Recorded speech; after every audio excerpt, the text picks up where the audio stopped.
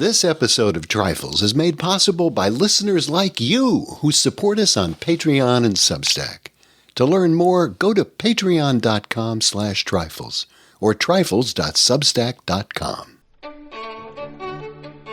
Welcome to Trifles, a weekly podcast about the Sherlock Holmes stories.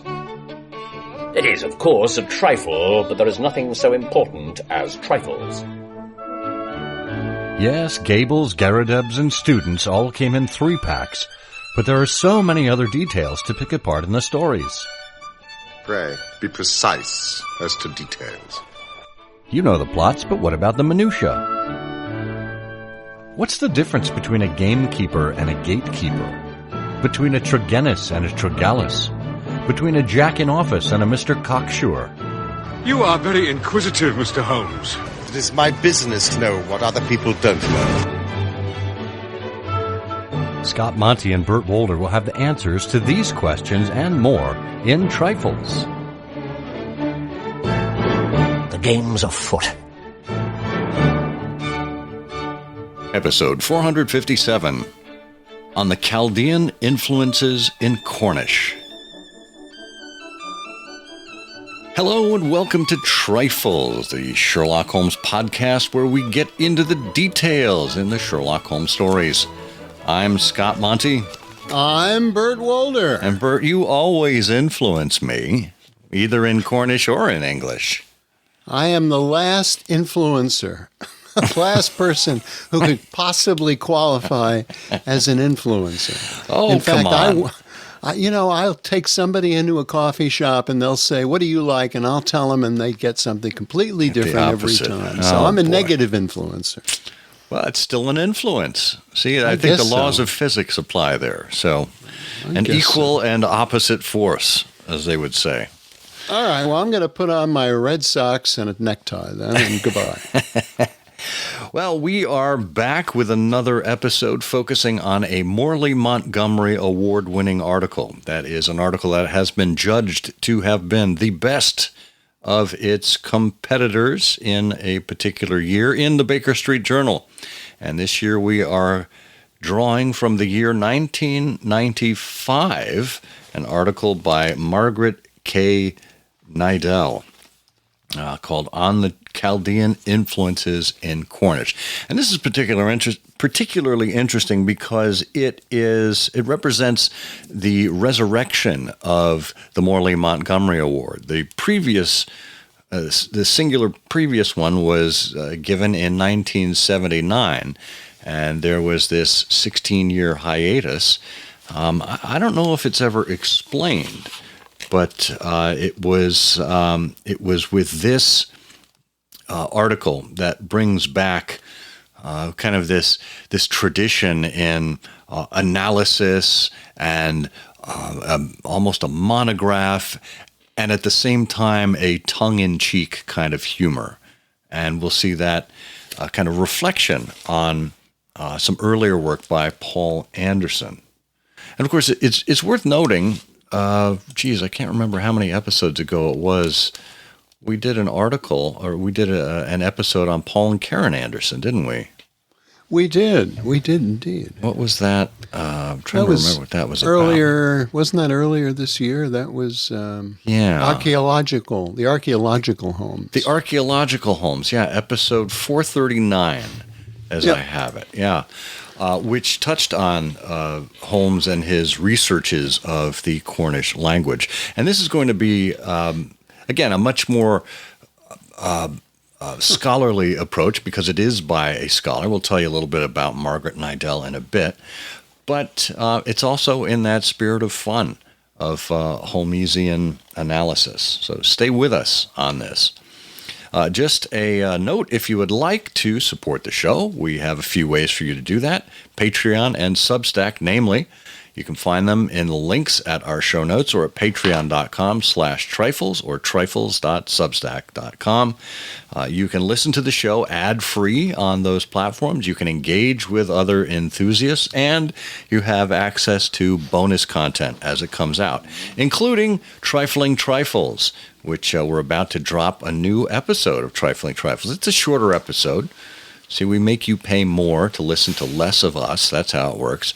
But it is always thoroughly enjoyable. Ask around. Check with other Sherlockians who are members of the community and see what they say. And join us as a supporter. So, thank you.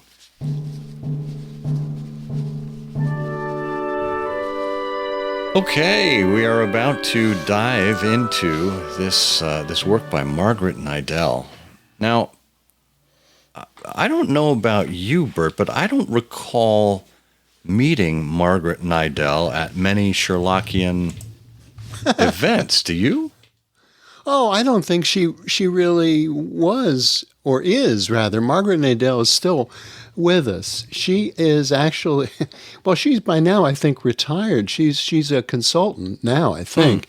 She is a respected scholar. She's a past professor of modern standard Arabic and many Arabic regional dialects. She was a linguist for the Foreign Service Institute in the U.S. Department of State. She directed, she's done a lot of things. She's the author of 10 books. She's a lecturer on Arab cultural orientation for government and private organizations. She has a master's in Arabic and also applied linguistics from Georgetown. She's worked in Monaco and Saudi Arabia and Tunisia and Cairo. So she's deeply in and of this whole linguistic analysis world. And that's kind of why this is so funny, but I don't know that she was a deep Sherlockian or had intersected otherwise with the regulars beyond this particular paper. Yeah, if anything, it's astounding that she won the Morley-Montgomery Award because this was her first appearance in the Baker Street Journal. Is it her only appearance? Maybe. It might be. I can't speak to that, but the editor's introduction for A Remarkable Mixture, from which we're taking this, was published in 2007. Steve Rothman tells us that it was her first appearance in the BSJ, not to mention being one of the most deliciously arcane pieces of scholarly writing to have appeared there in living memory. Well, that's one of the reasons why this is so much fun. It goes back to Ronald Knox. And it was Ronald Knox who took this whole notion of exegesis. And exegesis is, of course, what you do if you're trying to delete your sister.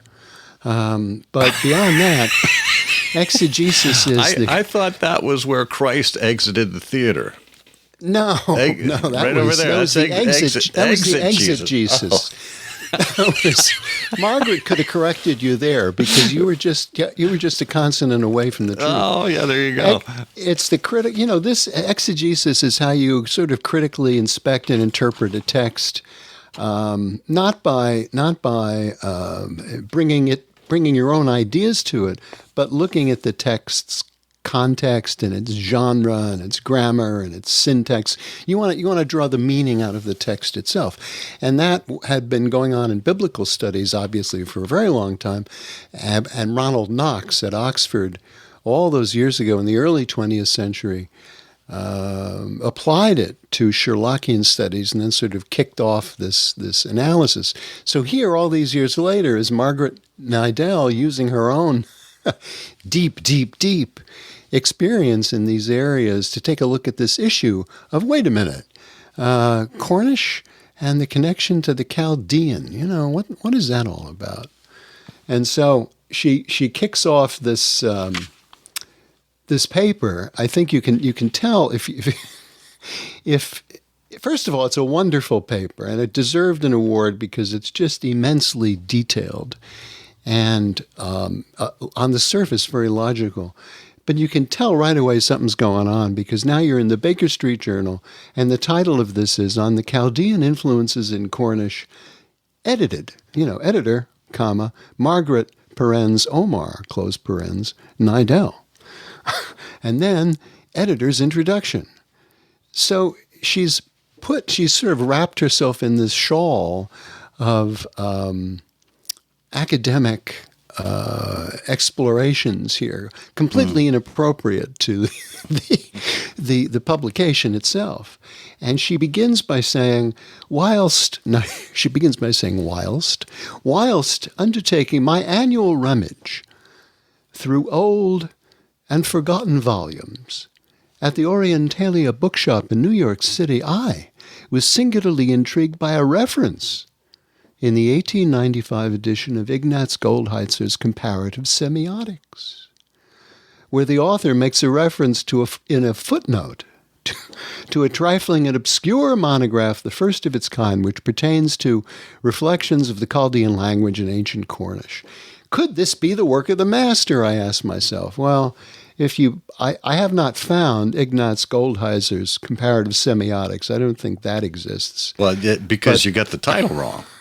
It's Comparative Semitics. Semitics. Well, okay.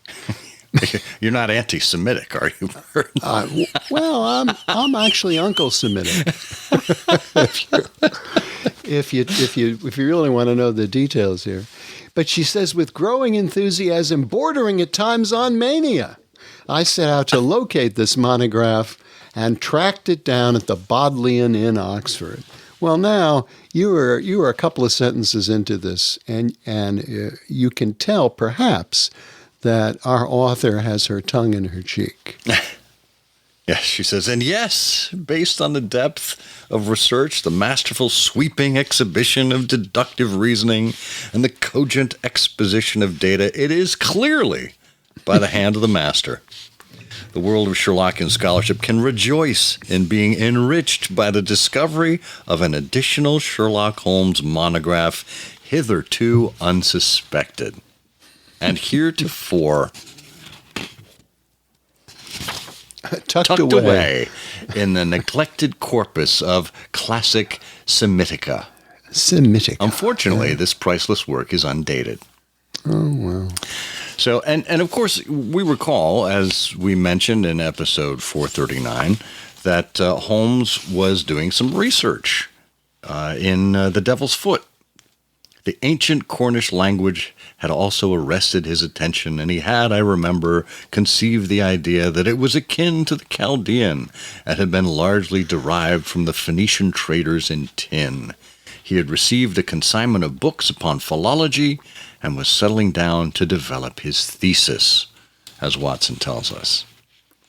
But there was no listing of any of these books or of this monograph in Holmes's bibliography until now.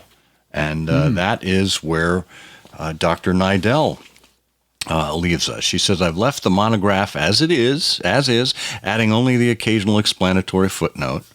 It is with humility and awe that I herewith offer my phenomenal discovery to a wider readership in an effort to confirm further the astonishing breadth of interests and brilliance of the scientific research embodied only in the world's greatest consulting detective. Well, now she's got a subhead here that tells us she's into the monograph. And so this is all purporting to be an analysis of Holmes's monograph. And it's a little difficult to figure out how much of this we really should dig into with any great detail, because it's really immense. I mean, should we do a separate show only on monographs? Is that another? Well, maybe. I'll just give you a couple of sentences here, listeners, so you can figure out what's going on here. She writes, many scholars in the field of ancient Semitics assert that the Phoenician tin traders who frequented the Cornish coast in the pre-Roman era spoke dialects labeled today as Phoenician, Canaanite, or Aramaic, all of which were at the time in widespread use in the western Mediterranean littoral. The related language, Chaldean, was spoken in Mesopotamia, which seems to eliminate it per se as an influence on ancient Cornish. But it is a little appreciated fact that some Phoenicians, Carthaginians, probably many, were at least trilingual and very probably quadrilingual. And there's no doubt they regularly employed Chaldean as one of the linguae francae of trade in their territory, ranging from present-day Cartagena, all the way up to the Cornish coast. In any event, all of those languages or dialectics were mutually intelligible varieties of one Semitic tongue, the progenitor of Hebrew and Aramaic as we know them today. Different names for the varieties of Semitic speech are trifling technicalities which need not concern us here. Well, so this is easy for you to say. This is, just a paragraph of this, and she's punctuated the whole thing with footnotes. And in fact, she has, one of her observations here in which she links the Chaldean and the Cornish. She footnotes down to a book from 1790. Well, in 1790, okay, somebody thought that the Chaldean was connected to the Cornish. The hip bone? Right. But I do think that Paul and Karen Anderson's review of this is sort of the gold standard, which I think politely suggests that no, it wasn't really. But you'd never know that from this paper. Well, but, there is one footnote I want to pause on here because she mentions ranging from Cartagena all the way up to the Cornish coast. She says it's not without relevance that the runes on the famed Cornish monolith are directly derived from the Chaldean alphabet. So if you go to Cornwall and you see these runes, probably the thing that people are most familiar with respect to Great Britain and stone monoliths is Stonehenge. Well, there are similar constructions in Cornwall, and the runes would be the markings on these stones, and I think that's physical evidence as to why we can see there may be Chaldean influence in the Cornish language. Of course, with any ancient language, it's difficult to actually determine what it sounded like with respect to how the language sounds today. All we have to rely on are the markings, the writings, etc., the physical artifacts that are left behind, because of course there were no podcast recordings of Chaldeans coming ashore in those days. There were no Chaldean Cornish influencers doing their podcasts, so to speak. We can be thankful for that. Yes, we can. Now, I should point out that if you bother to search for Cornish monolith and look for a monolith in Cornwall with runes, you're likely to find none. Because I don't know that there really is such an object. But are you sure? I mean, there are plenty of monoliths in Cornwall, but I don't know that any of them. I've got St. Brick Downs in monolith. But if you look at that, Mengerta. I don't know that. I think the runes, that they're the inscriptions on those things that they're talking about are not what she's talking about. Well, we'll just have to do a Trifles outing to some of these areas. And folks, if you'd like to fund that for us, simply get now. Maybe that's an idea for a future getaway. Who knows? We could do that in conjunction with the Sherlock Holmes Society of London. Yeah. Great idea. To return to the monograph, she begins this breakdown, and again, it gets very technical for those who are not attuned to the distant philology. Talking about the triconsonantal structure of words, that is, three consonants in a row. She says these have a high statistical probability of being Semitic in origin. But there's also formation of nouns which denote place and instrument with the prefix M. Right? So there's all of these kind of little clues along the way as to how the Chaldean language would have been integrated into or evolved into what we know as, well, then ancient Cornish and then modern Cornish. Yeah. That's what they tell me. Yeah. And she says the researcher may further confirm this hypothesis through various historical reconstruction of the Proto-Cornish phonemic inventory in search of a telltale harsh and guttural consonants that are so characteristic of Semitic speech, but lacking entirely in Indo-European languages. And if you have a phonemic inventory, you might need more iron in your diet. So Yeah. Well, anyway, now she really gets into some very funny things here. She's got a lot of references here. She'll say things like, "Oh, the notorious numbering system in Semitic languages, wherein items above 10 are expressed with a singular noun. Singular," she writes. Indeed. But then she gets into things like, on the morphological level, let's look at the proofs. She says, here's proof number 1. We consider the well-known Cornish word pasty. Or pasty. Or pasty. It reveals its structure as having 3 consonants, PST. A Semitic root, referring to the semantic field spreading or unfolding. Precisely the activities required by one who partakes of this classic Cornish delicacy. Yeah. And then the modern Arabic passive participle from this root denotes happy or pleased, the obvious passively participial result of having consumed a pasty. And just as telling, the word pasty ends in the suffix, which is an attributive adjective in Semitic. It's still found in words like Hijazi, Sudani, Tami, Sandi, and Sindhi.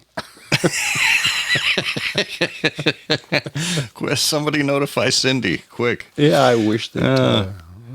And proof number 2, she says personal and place names have the Semitic prefix tn, and she says this list in itself constitutes categorical proof of an unbroken philological string, as often revealed in such conservatory linguistic pockets as nomenclatura.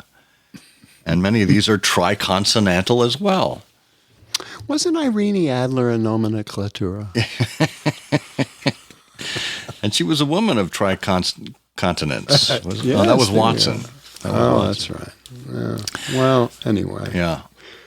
I love proof number 3. Modern Cornish, like Jewish American English, is rich in echoes of its Proto-Semitic past. Includes lexical items such as kibbutznik and no-goodnik, both of which, when properly inflected, take the Hebrew masculine plural suffix im or feminine ot. It would be pushing coincidence too far to assert that this is not derived directly from the Chaldean suffixes ion and yeth, with the requisite shortening of the original long vowels. As per Goldheitzer's law of suffixed drift.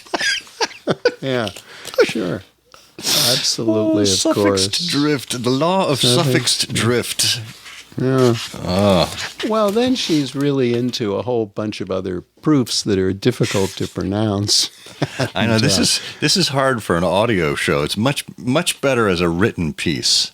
Yeah. But she, puts me in mind of Rondo Hatton here from, one of the Rathbone and Bruce films, because she's talking now about related lexical creep. And I think that was the creeper. That was actually, I think that was poor Rondo Hatton, because now she's giving attention to semantic fields, numbers, body parts, and kin terms, and she's got tables here comparing, for example, 3 with ancient Egyptian, ancient Chaldean, ancient Cornish, and modern Arabic, and modern Cornish, which gets you from 3 to 3. In modern Arabic, thalatha, in ancient Cornish, thlil, and in ancient Chaldean, tha'ith, and ancient Egyptian, tha'ith, which I'm doing the best I can with the table here. And easy for you to say, yeah. She's got a lot of this. But in terms of her footnotes, there are just a couple of really funny things here. I mean, she up earlier in the piece, she's got I'm trying to find the. I'm proof number 5 under the phonological level. She says certain arcane non-Indo-European consonant clusters may be cited in ancient Cornish lexical samples, including blech, pshaw, and shrafs. And that's, I think, footnote 18. She mentions Schrafft's, to this day, a very popular eatery in Penzance.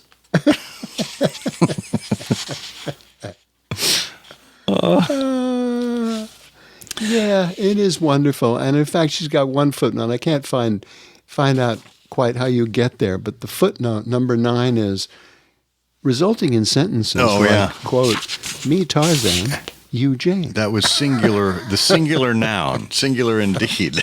Oh, right. Yeah. Singular noun. But this entire piece is wrapped up, she says, the indulgent reader will, it's hoped, bear in mind that this study represents but an initial explanatory foray into the veritable thicket of cross-linguistical philological reconstruction enriched with the application of metalogic and Aristotelian tautological inference where practicable. Perhaps it's not too much for the author to entertain the fond hope that this modest effort may serve as an inspirational springboard to scholars of philology in the long and unknowable future that awaits us all. Yeah, and to that she has a footnote. Yeah. Footnote 23, which says, "I second this sentiment wholeheartedly." Yeah, so creative, so creative. And so when Dr. Nydell was awarded the Morley-Montgomery Prize, it was $500, and it was given at the cocktail party that the BSI hosted at the National Arts Club that Saturday of the BSI weekend, and she wrote a few verses to celebrate not only the win, but also to celebrate the Baker Street irregulars. Oh, did she? Yeah. Chaldeans came to Cornwall, it baffles Scotland Yard. A pretty little trifle, and singularly hard.